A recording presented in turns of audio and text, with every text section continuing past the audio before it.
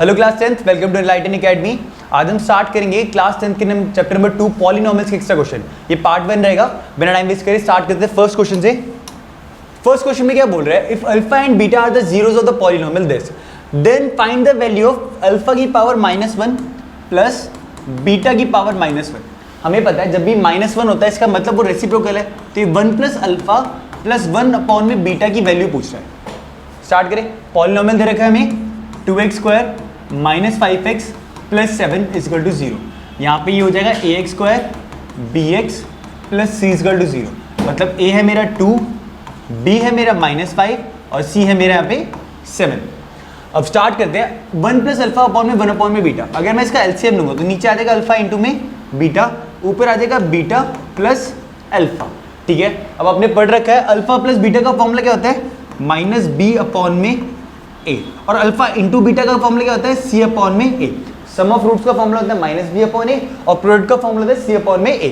यहाँ से a से कट गया, -b अपॉन में c। अगर मुझे -b और c की वैल्यू पता लग जाए तो मेरा 1 अपॉन में अल्फा प्लस 1 अपॉन बीटा आ जाएगा।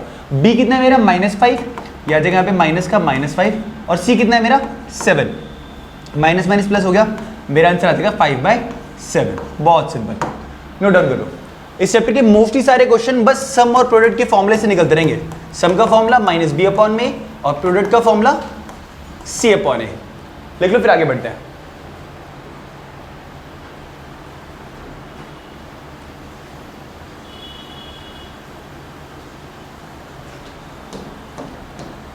नेक्स्ट पे चलते हैं। If -1 is the zero of the quadratic polynomial, ठीक है, इक्वेशन तरीके kx² -5x -4 इक्वल टू 0।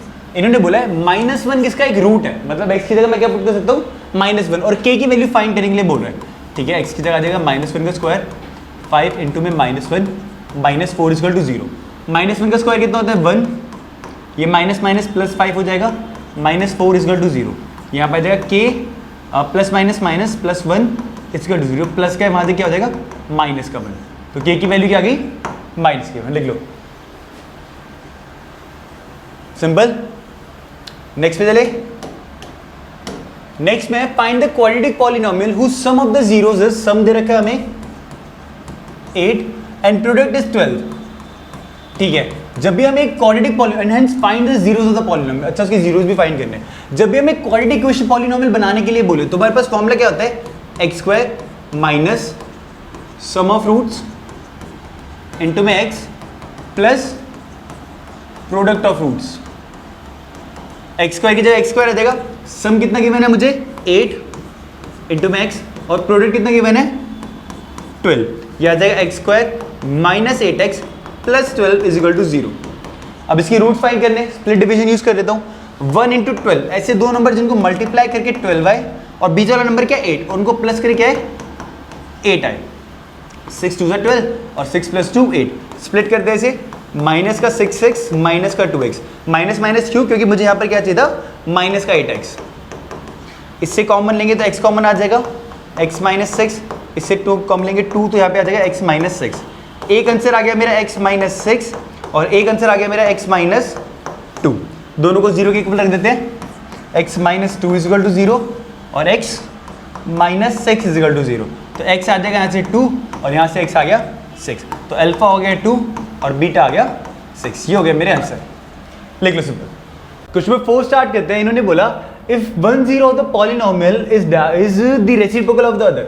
हमने क्या सीखा था कि रेसिप्रोकल वाले में क्या करते हैं, जैसे अल्फा को मान लेंगे x, तो बीटा क्या हो जाएगा हमारा ऐसा रेसिप्रोकल, मतलब 1 अपॉन में x। और रेसिप्रोकल में हमेशा कौन सा फॉर्मूला लगाते हैं, प्रोडक्ट का। प्रोडक्ट ऑफ रूट्स क्या होता है, प्रोडक्ट ऑफ रूट्स होता है c अपॉन में a। तो प्रोडक्ट का फॉर्मूला क्या हो जाएगा x, मतलब alpha into beta is equal to c upon में a। अब इक्वेशन क्या है, इक्वेशन है a² plus 9x² plus 13x plus 6a, और इक्वेशन होती है ax² plus bx plus c। तो यहाँ से a कितना हो गया मेरा, ये हो गया a² प्लस 9। b कितना हो गया मेरा, यहाँ से b हो गया मेरा 13, और c कितना हो गया, c हो गया मेरा सिंपल 6a। वैल्यूज पुट कर दूं, अल्फा इंटू बीटा मतलब x इंटू में 1 अपॉन में x। c कितना आएगा मेरा 6a, a कितना आएगा a² प्लस 9। कोई प्रॉब्लम? अब तो मैंने प्रोडक्ट का फॉर्मूला लगाया और उसमें वैल्यूज पुट कर दिया। यहाँ पर x से x किया तो आ जाएगा 1 इजकल टू 6a अपॉन में a स्क्वायर प्लस ए वहाँ पर चला जाएगा, ये आ जाएगा a square plus A is equal to 6a plus का यहाँ पर आगे हो जाएगा माइनस का, सॉरी 9 है, मेरा a और 9 एक जैसे लगता है, sorry a square 6a plus का उधर आके माइनस का हो गया 6a प्लस 9 इजकल टू 0। ये बन गई मेरी क्वाड्रेटिक क्वेश्चन। इन्होंने बस a की वैल्यू फाइंड करने के लिए बोली है, इसे सॉल्व करना पड़ेगा। इसे रब कर देता हूँ यहाँ से, नोट डाउन कर लो, इसे रब कर रहा हूँ एक बार। यहाँ पे तो ABC की वैल्यूज पता लगी थी बस, ठीक है। अब इक्वेशन है मेरे पास a square minus 6a plus 9 is equal to 0। तो ऐसे दो नंबर जिनको मल्टीप्लाई करने पे तो 9 आए और प्लस करने पे 6 आए, तो 3 3 जा 9 और 3 प्लस 3 6। इसे स्प्लिट करते हैं, माइनस 3a प्लस 9 ऐसे आ जाएगा और a स्क्वायर। किसी को ये डाउट तो नहीं कि मैंने यहाँ पर माइनस माइनस क्यों लगाया, क्योंकि बीच का स्प्लिट कर रहा हूँ, मुझे माइनस का 6a चाहिए, तो माइनस माइनस क्या हो जाएगा प्लस, और साइन भी रहना चाहिए माइनस का। इनसे कॉमन गया तो a कॉमन आ गया, a माइनस 3, यहाँ से माइनस 3 कॉमन आ गया, a माइनस 3 इजकल टू 0।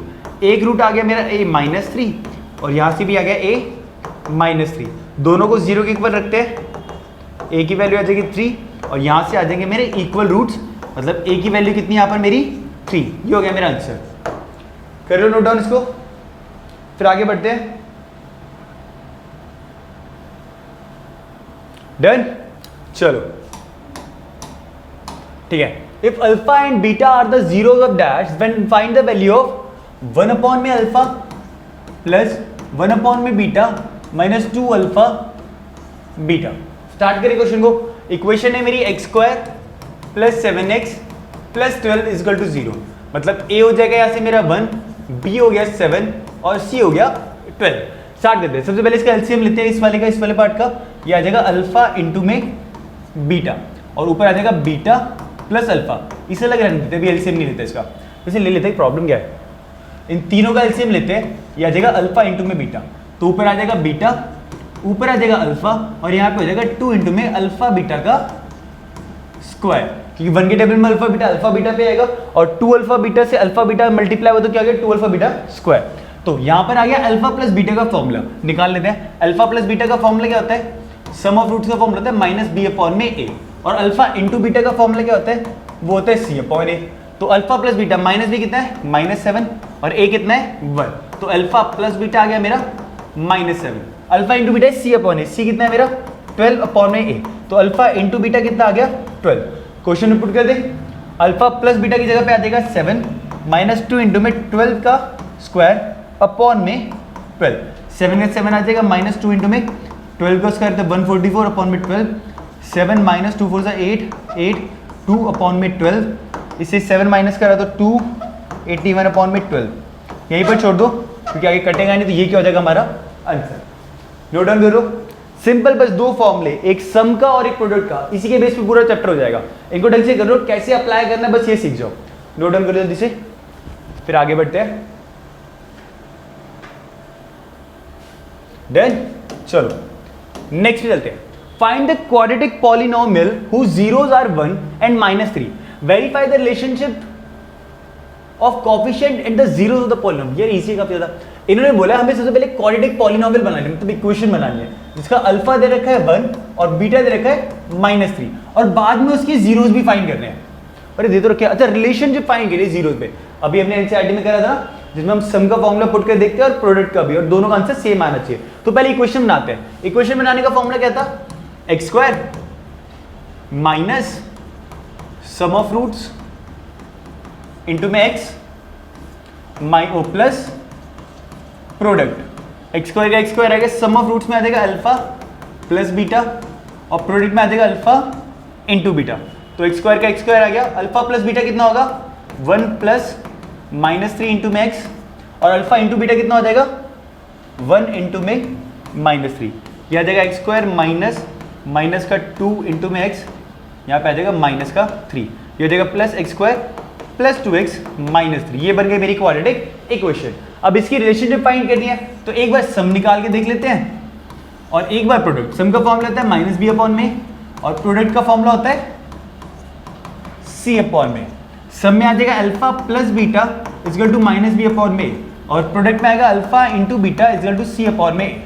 ठीक है, अल्फा प्लस बीटा कितना हो जाएगा, अल्फा प्लस बीटा, अल्फा कितना निकला था हमारा, ये रहा, अल्फा है 1 और बीटा है -3। यहां से ए बी सी की वैल्यू निकाल लेते हैं। ए हो जाएगा मेरा 1, बी हो जाएगा मेरा 2 और सी हो जाएगा -3। तो -b अपॉन में मतलब b कितना है मेरा 2, तो -2 अपॉन में a मतलब 1, plus minus minus -2 equal to -2। पहला वाला तो सेम आ गया। अल्फा इंटू बीटा करे तो 1 इंटू में -3, सी कितना है मेरा -3 और a कितना है 1, ये हो जाएगा -3 इक्वल टू -3। तो रिलेशनशिप भी बिल्कुल ठीक है, कोई प्रॉब्लम नहीं है, हमारे वाला हाल नहीं हो रखा। लिख लो, नेक्स्ट पे चलते हैं।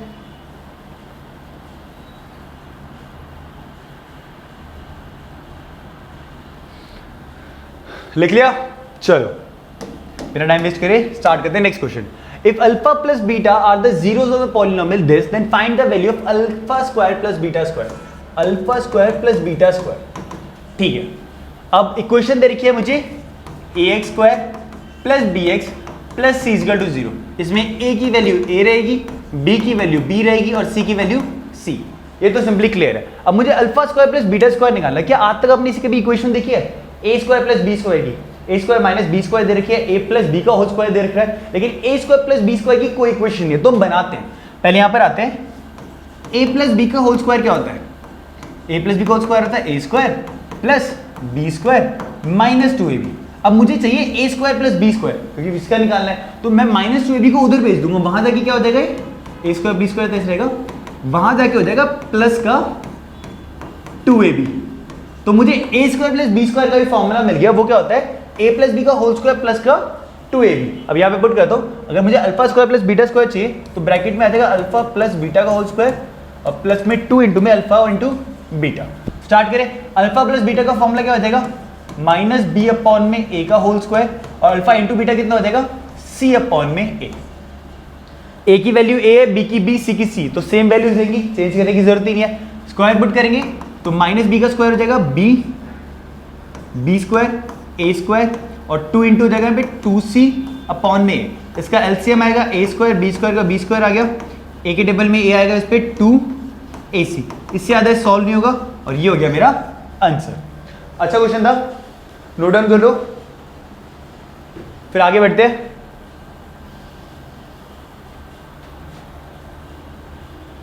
डन, नेक्स्ट पे चलते हैं।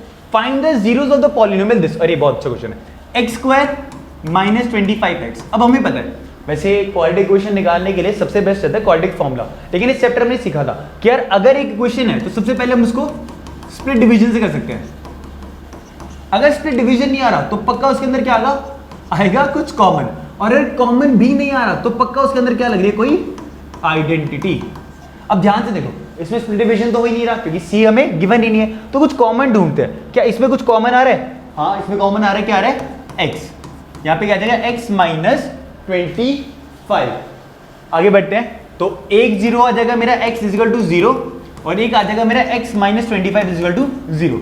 एक x की वैल्यू आ गई 0 और 25 वहां जाके आ गया प्लस का 25। अगर कॉमन नहीं आता तो हम क्या फाइंड करते हैं, इसकी कोई आइडेंटिटी देखते जो लग रही है नहीं लग रही।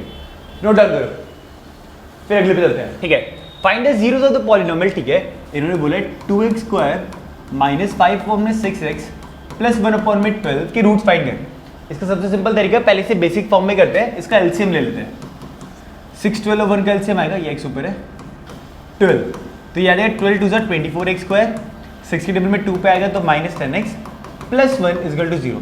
12 वहाँ जाके मल्टीप्लाई हो जाएगा और मेरा आंसर बच जाएगा बस 12 0 से मल्टीप्लाई होके 0 हो गया। अब ऐसे दो नंबर जिन्हें मल्टीप्लाई करके तो आए 24 और प्लस करके आए उनको 10, ऐसे कौन से नंबर होते हैं, 12 2 24, 12 प्लस 2 10, तो 24x स्क्वायर ऐसे आ जाएगा। 10x को लिख सकता हूँ मैं 12x plus 2x plus 1 is equal to 0। इन दोनों में से कॉमन आएगा 12x, तो यहाँ पर आ जाएगा 2x माइनस का 1, यहाँ पर आ जाएगा माइनस 1 कॉमन, नहीं 2x माइनस 1 कैसे आएगा, माइनस का 12x प्लस 2x। इसके ऊपर तो नहीं कर रहा मैं, एक बार रीचेक कर लेता हूँ। 2x अगर मैंने यहाँ पे माइनस का वो लिया तो दोनों साइन चेंज हो जाएंगे, minus minus minus 12x plus 2x, 2x बच गया माइनस का 1, 2x प्लस 1 बच रहा है, जबकि रियलिटी में 2x माइनस 1 बचना चाहिए था। -12x - 2x.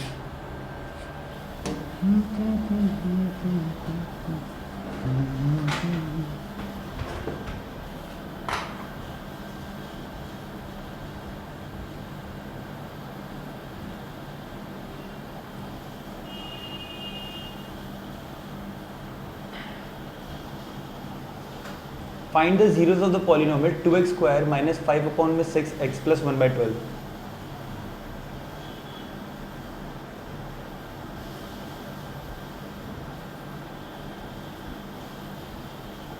जाने कहाँ मेरा जिगर गया जी, अभी अभी यहीं था किधर जी, किया दाऊं तो मर गया जी, मुमकिन से डर गया जी.